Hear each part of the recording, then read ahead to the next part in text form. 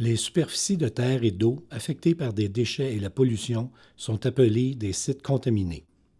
De tels sites sont habituellement assainis avec le temps. L'assainissement réfère au processus d'inverser ou d'arrêter les dommages causés à la santé humaine et à l'environnement par des déchets et la pollution. Cela peut impliquer une vaste gamme de mesures allant d'un nettoyage total à une simple gestion du risque. Par exemple, l'installation d'une clôture autour du site. Le gouvernement fédéral est responsable d'assainir un nombre de sites contaminés qui sont contenus dans l'inventaire des sites contaminés fédéraux. Le gouvernement fait rapport au Parlement par l'entremise des comptes publics en ce qui concerne les passifs prévus pour assainir ces sites. Un parlementaire a demandé au directeur parlementaire du budget d'estimer le degré auquel le passif rapporté dans les comptes publics reflète le coût pour assainir ces sites.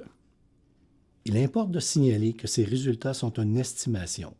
Le coût réel de l'assainissement des sites dépendra de la mesure dans laquelle demeureront valables à l'avenir les caractéristiques actuelles de l'évaluation et de l'assainissement des sites.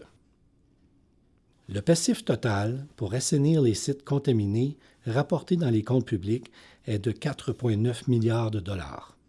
Cela peut être subdivisé comme suit. 1,8 milliard pour les sites généraux d'inventaire, 1,8 milliard de dollars pour les 5 grands sites, soit la mine Faro, la mine Colmac, la mine Giant, le réseau Dew de Cape Dyer, la base aérienne de Goose Bay. 1 milliard de dollars pour les sites de rayonnement de faible niveau aux environs de Port Hope et 200 millions de dollars pour d'autres sites. La concentration principale de cette analyse portera sur les sites généraux d'inventaire.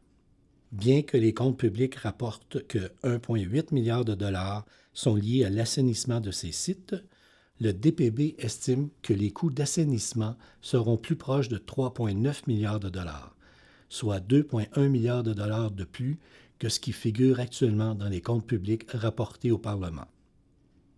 Le fait que le DPB n'ait pas estimé les coûts des plus grands sites, les 5 grands et les sites de Port Hope, ne veut pas dire qu'ils ne posent pas de risque. Le passif, rapporté dans les comptes publics pour les 5 grands, fluctue également à la hausse en parallèle aux dépenses d'assainissement. Le taux de croissance annuel de 2006 à 2013 pour ces sites était de 11,4 %. Il est difficile d'estimer quand le passif sera stabilisé et, donc, le coût total de l'assainissement à terme. Le passif rapporté dans les comptes publics pour les sites de Port Hope a diminué à peu près de manière proportionnelle aux dépenses d'assainissement pour les 2 années passées.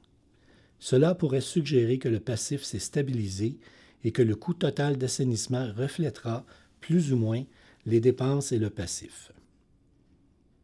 En conclusion, les coûts financiers probables associés aux sites contaminés sont significatifs et ne sont pas reflétés dans les chiffres rapportés au Parlement dans les comptes publics.